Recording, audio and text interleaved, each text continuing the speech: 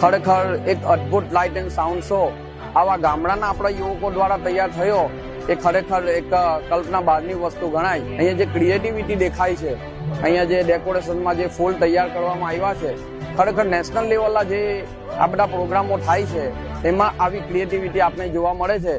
પણ ખરેખર માનવું પડે કે આપણા જ આ બધા ગામડા વિસ્તારોના, ખાસ કરીને અંબેટા ગામના યુવકો દ્વારા જે ક્રિએટિવિટી તૈયાર થઈ છે એ ખરેખર એક ધન્યતાને પાત્ર ગણાય.